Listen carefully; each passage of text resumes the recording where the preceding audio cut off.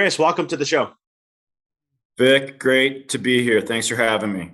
I always love seeing someone talk about mindset and money and just that because there's such a charge to that in so many ways. And I'm excited to pick your brain and dive deep into all those kind of things. Before we do, though, I'd love to hear your story and share it with the listeners of how you got into what you're doing today. What was that journey that led you up to this process? Yeah, so I'm in just turned 50 in August and grew up. So I'm in basically Denver, Colorado. So I grew up 60 miles north in a small town called Loveland. Two great parents who were, financially illiterate. Right, they didn't understand how money worked. Argued over money, fought over money, stressed over money, divorced over money. 60% of divorces are tied back to financial stress, which is why my wife and I wrote a book called Couples Money. And they basically both passed away way too young, broke. And 5 leading killers in the United States today are stress related. And I think it was money that hurt. It didn't help, right? The lack of money. So they told me to go to school, get a good job, all that stuff. I went to Colorado State University. I moved down to Denver in 93 and basically did the corporate grind for 7 years as a CPA working for a large accounting firm. And then just looked to the guy who was 10 years ahead of me, who was on his fourth marriage, and his kids hated him. He was making a lot of money. And I'm like, oh my God, that could be me. So I basically started my entrepreneurial journey in the late 90s and nothing resonated. And then basically started my own financial services business, investment advisory, money management on the side in 1999. So I was working 70 hours a week in my firm and then carving out 10 to 15 to get this going. So left corporate America, February 2000, never looked back, and have built a business. We got a couple hundred licensed agents, got about 30,000 clients spread out across the United States. But I almost sabotaged all that and went through an expensive, pretty painful divorce in about 2004. My kids are now 21 and 18, unbelievable. And they moved the other side of the country with their mom. And I met my second and last wife, Marlo. And so we met, I was winning awards and I, gave great speeches and I looked really smart and I'm a CPA and a financial advisor. But what she didn't know, Vic, was I was broke. And I had, very expensive child support, alimony. I'm an entrepreneur. My name's on the lease. I got a lease that I couldn't afford. I got about 3 or 4 equivalent of mortgage payments going out every month.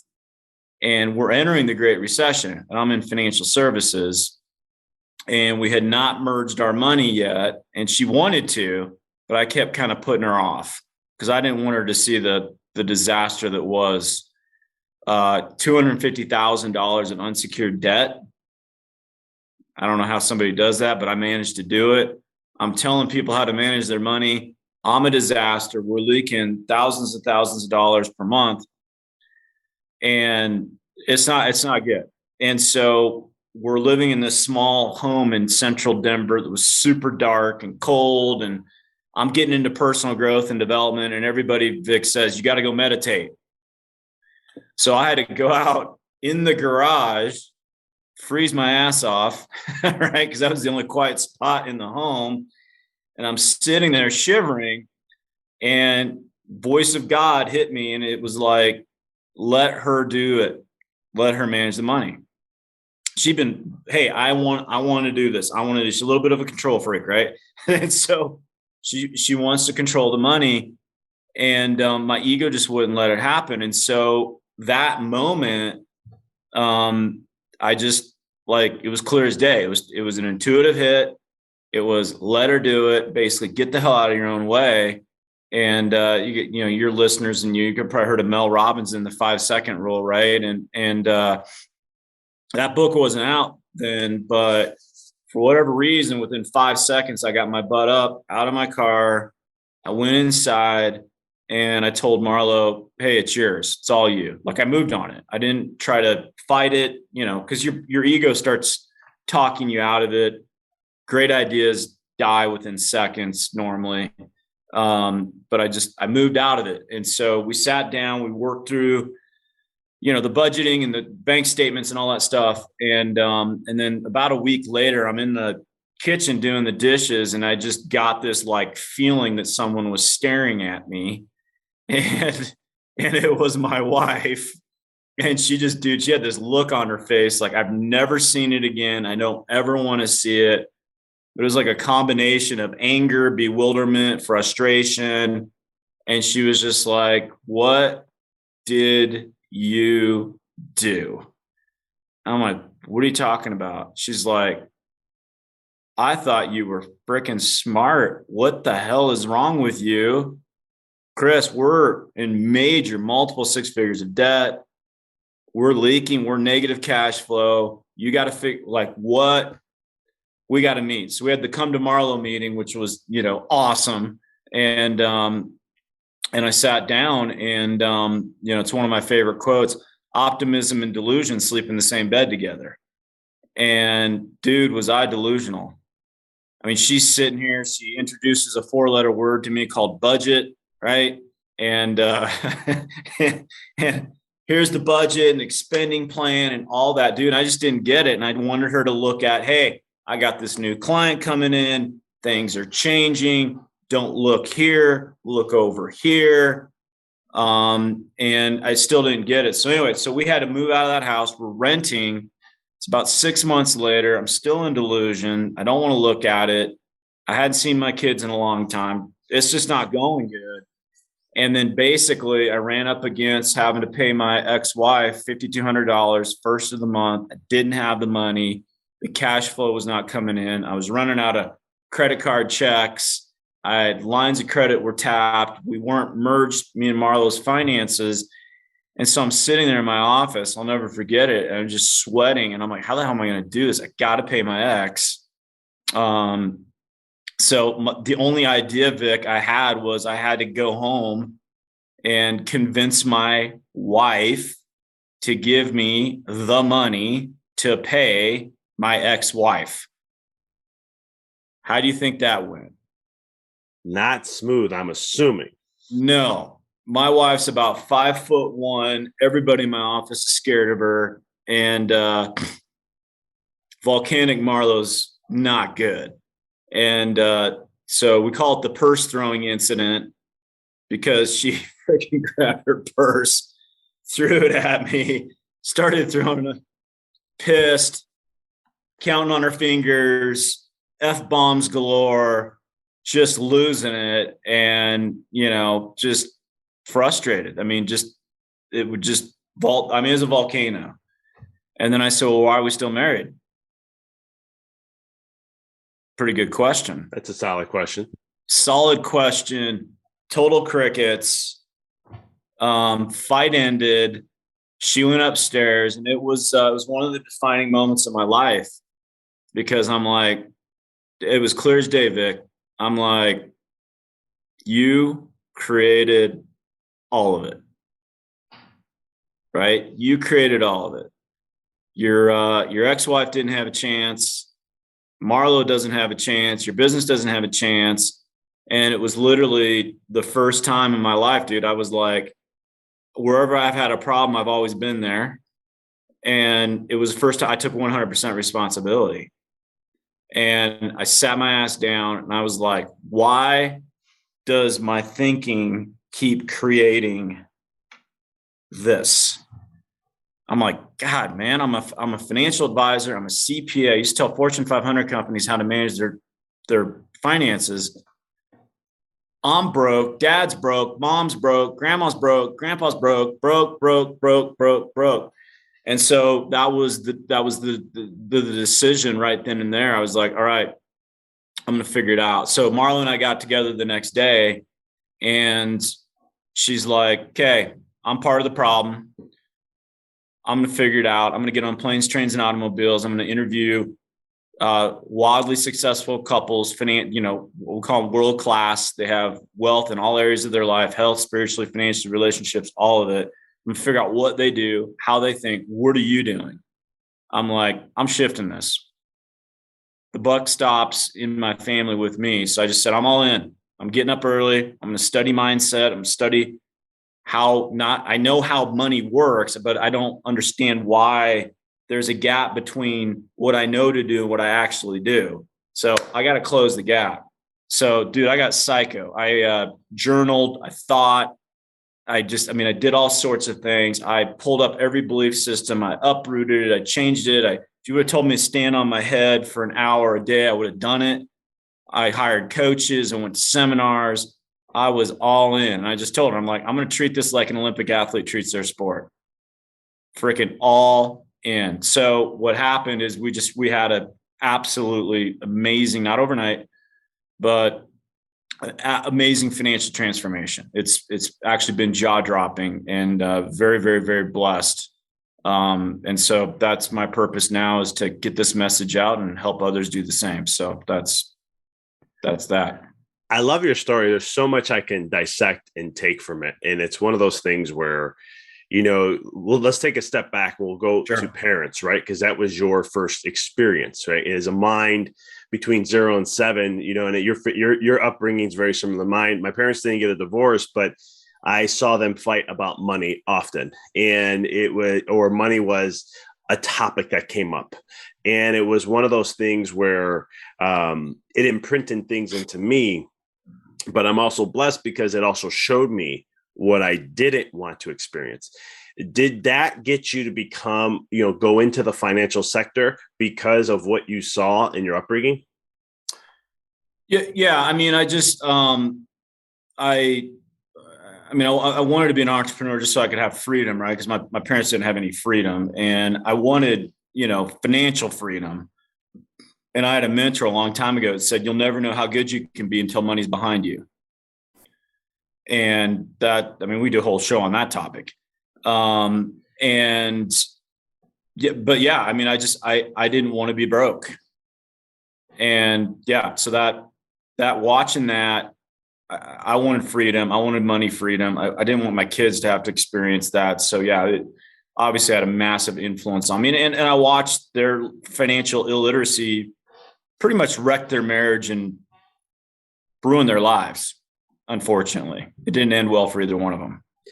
Yeah, it's sad. And like you said, 60% of marriages, people in marriage argue a lot just because of financial reasons and stuff like that. Or was it 60% get divorced because of the financial, right? And so it's like one of those things where it's a common thread that happens often. What was it then? So you made this shift. I love to know, what was the first like explosion of like an aha moment when you were, because I love how you took 100% responsibility on yourself. Like, this is me. I created this. I actually went bankrupt in the first couple of years when I got into business. Not personally, I went bankrupt because of just student loans were not being friendly. That was when October 2008, 2009 was around. I was coming out of school right on in 2009.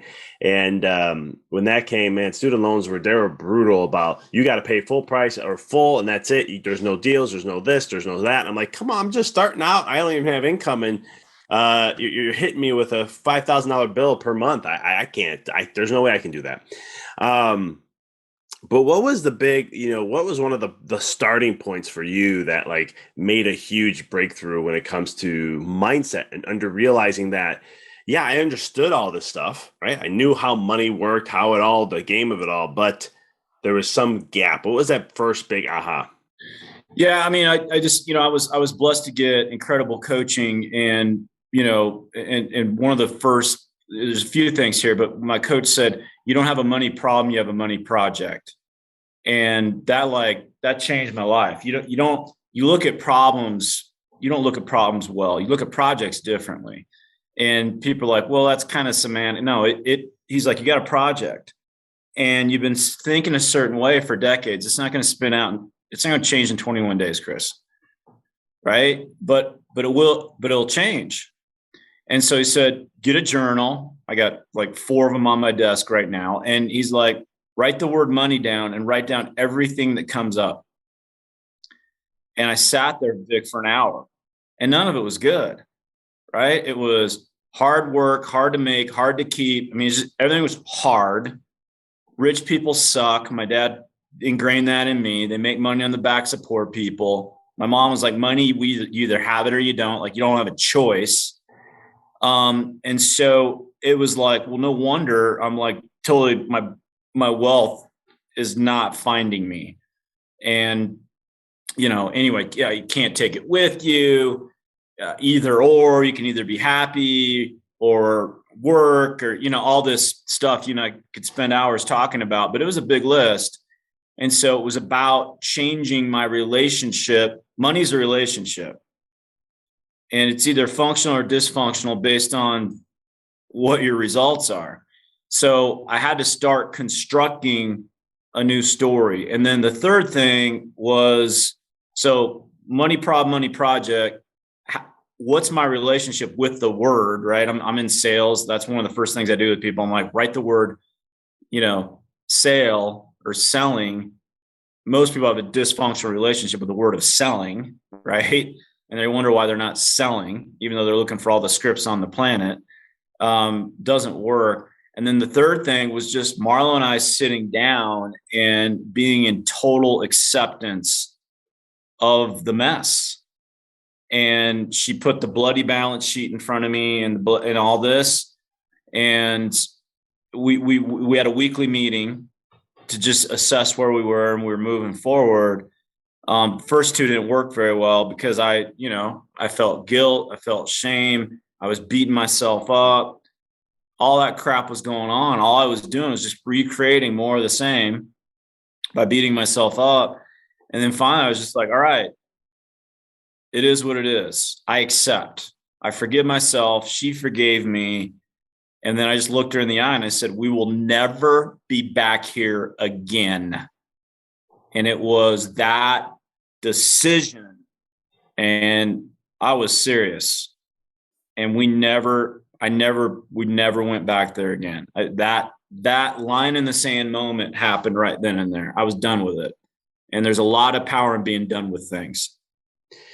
Yeah, it's like in my background is also not just a chiropractor, but a Reiki. I was a Reiki master trainer. I studied spiritual truths and all that, and I tied the science with it. So it's not just like, because a lot of times when I say spiritual truth, people go, "Oh, this is a woo-woo guy. He's way out there." And I'm like, "Hold on, let's come back here. Let me have a conversation. I'll in 5 minutes, I'll turn that all around." Yeah. And one of the things I always say is like, when you're going through a painful experience, like you get to a point where you just say like, "Hey, you know what? Thank you for the lesson. I'm good. I absorbed all I can. I'm done with this and I want to move forward." But the big thing you said that I really like is you chose never to go back. Right. And I say that's very powerful because those are the exact words I said when I went bankrupt. Because when I went bankrupt, I looked back at my life and I said, how the hell did I create this? Because I already understood the mindset. I understood, like, I was on the opposite end of you. I was like, I understand how this all works. So how am I creating this? Right. There's this gap there. And I'm looking like, and I started just to get real with myself. And I started looking at, where was I putting my energy every day? Was I focusing on what I wanted to create most of the time? Or was I focusing on the fears and lack and the scarcity and all that? And all of a sudden I go, oh crap, I didn't even see that. And I was like, man, I was all on scarcity. I was all on limitations. When I had a bill come through, man, how am I going to, man, this is another dent into things. And that energy I kept feeding, all of a sudden was creating more of, until it just smacked me in the face. And I was just like, okay. And once you get past it, you make that choice. Like, I'm never going back there ever again. It will not happen, for many different reasons. And I love that. I love that concept, because then you look at your life now has drastically changed. And now you have an anchor, right? You've gone through a hard time, and you also now have transitioned through that. And now that is something that you can use for your whole entire life, to know that it'll also support you and never go back. So I just love that story. I just love everything you're sharing there. What is then one of the big, you shared a lot of limiting beliefs when it came to money. And I think that's in the line of work I do, that is something that I'm working on all the time. And it's one of those things where What is some of the big mistakes that people make when it comes to money and mindset? What are some of the stuff that, and you probably mentioned some of this already, but I just wanted to ask this question of what limit, what are some of the things that they need to shift their mindset in a certain way when it comes to money, and they can see a whole different experience? Yeah, I mean, I think and what you're talking about, and I ask myself is, what am I focused on, and what must this be creating, right? And so one of the things that I was doing was I was focused on fixing stuff, right? And guys love to do that. We love to, we're like handyman, you're right. We got to fix stuff. And so I was focused on problems. I was focused on my debt.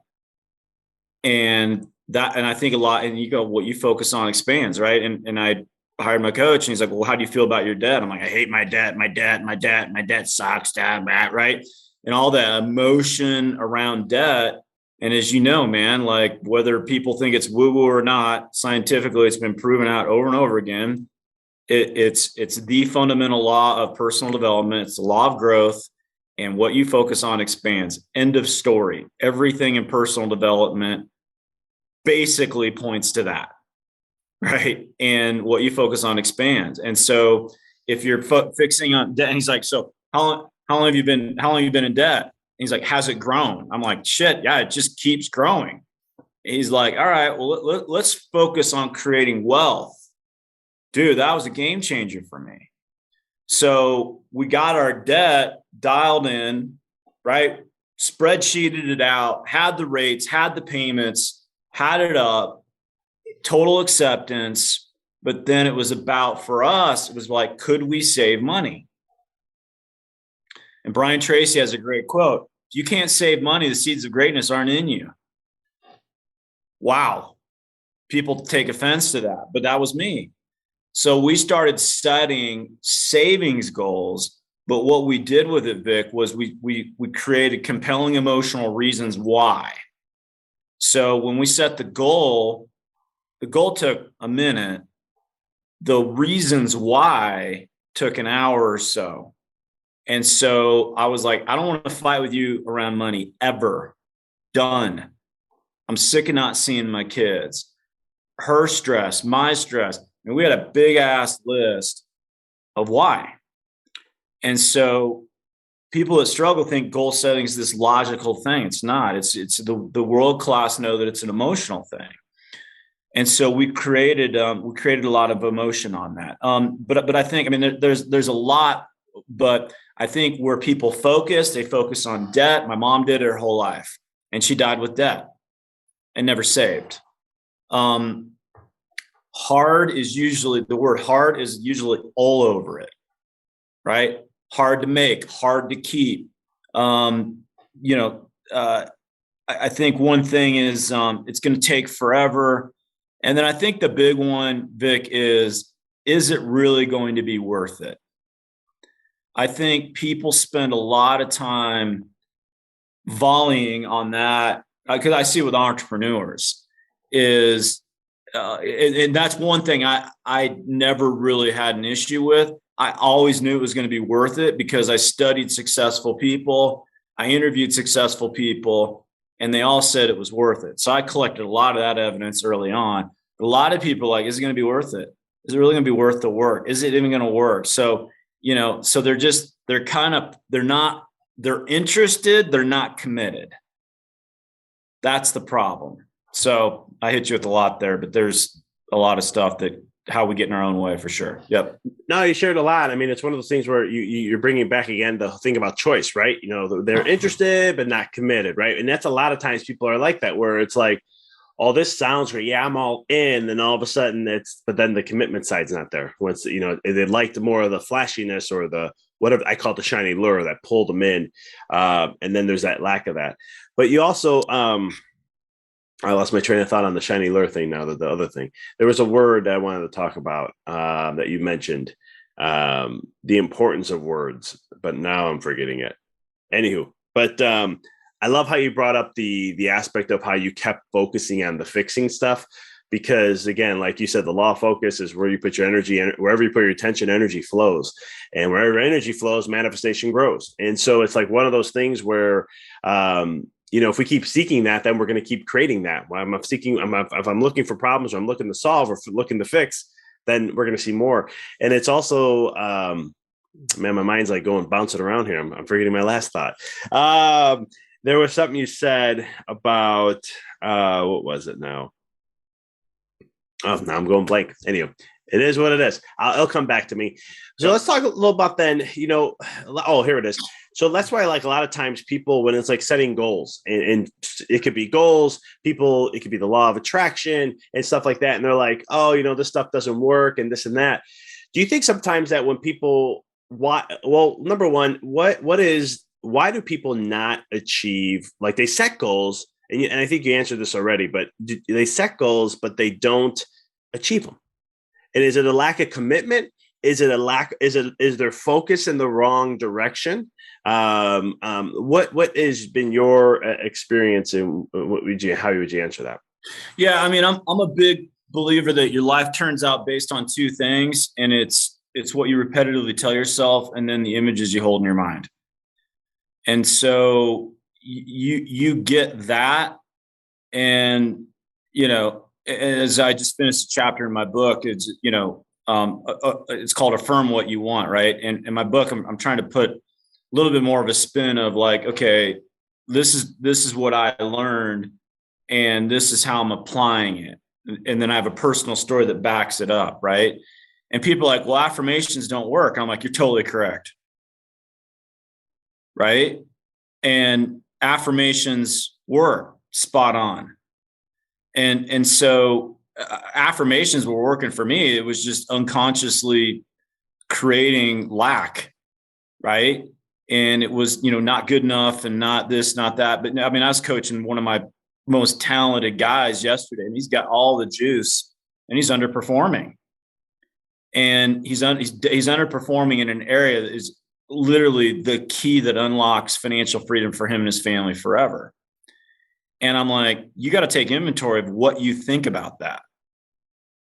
And so I think the reason people fail is, I used to run marathons back in the day, and I can't imagine, training 6 months for a marathon, and I go to the start line and somebody attaches a bowling ball to my ankle. Like, that would suck. But that was me, Vic. And that's why I was working 80, 90 hours a week. The bowling ball was just these limiting beliefs. And so it's, and you hear it when people communicate, like this guy was talking to me yesterday. I'm like, when you just said 4 limiting beliefs on the thing that is the key. He's like, shit, I'm not doing the work, am I? I'm like, no, you're working, but you got a bowling ball. So I think the reason people don't succeed is they don't really take inventory of the thinking and the images. And I think it's a Wayne Dyer, I tell people all the time, like, what do I need to do? I'm like, pay attention. And so that's, Vic, that's what I got really good at. And I'm still good at it. Because I'm curious, because for me to go to the next level, I have to think totally different. And I have to have an intentional plan to grow and develop.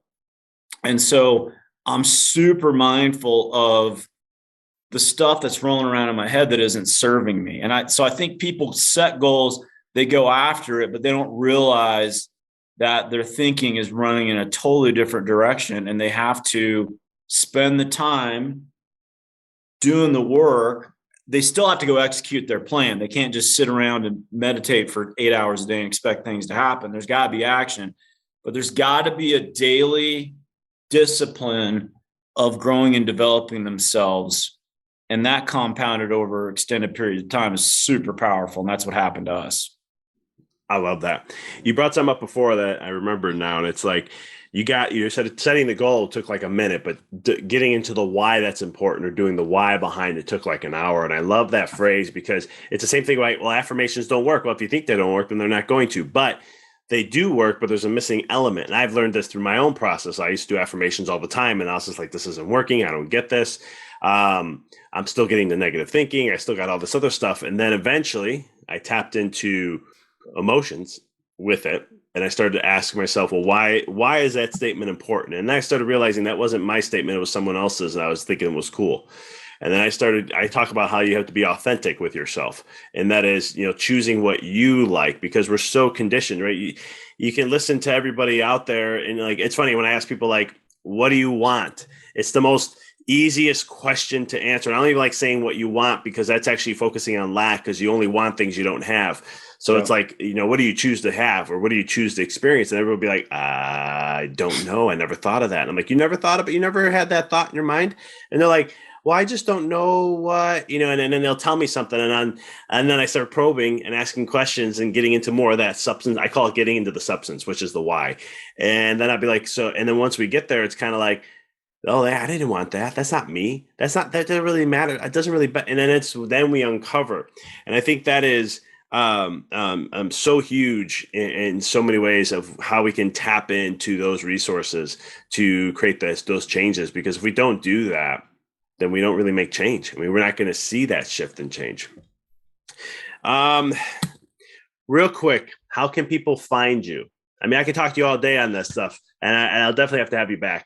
How can people find you, follow you, connect with you, and see what you're up to? I know you're writing another book right now that won't be out for a little bit, but and all those good things. Yeah, I mean, so then go to couplesmoney.com, and I got a complimentary offer up there to do a free hour-long coaching session, $500 value. That's, I just want to make an impact. You can also find me at howmoneyworks.com/Chris Felton. And my coach, that's my speaking and business coach, wrote a book called How Money Works, Stop Being a Sucker. And it's written in 5th grade English. It's got pictures, colors, characters. It's actually the #1 selling financial book of 2021 and 2020. He's done 250 media appearances. It's a game-changing book. Anyway, people go to howmoneyworks.com, email me in there, and I will send them a book complimentary. So totally happy to do that. I just ask that they read it and give me feedback on what they got out of that. You can also, send me an email there. And then I'm most active on Instagram. I do about 4 or 5 posts, videos a week, basically just on these topics. I think I've got 500 posts up there. Helps me write my book, but I'm at CF_E2E. So CF_E2E. So people can follow me and connect with me there. So Chris, this has been awesome. I could talk, like I said, we could have went into some more depth on many different topics. As I said, I'll definitely have you back on in the near future. But for all the listeners, that will be in the show notes for you to connect.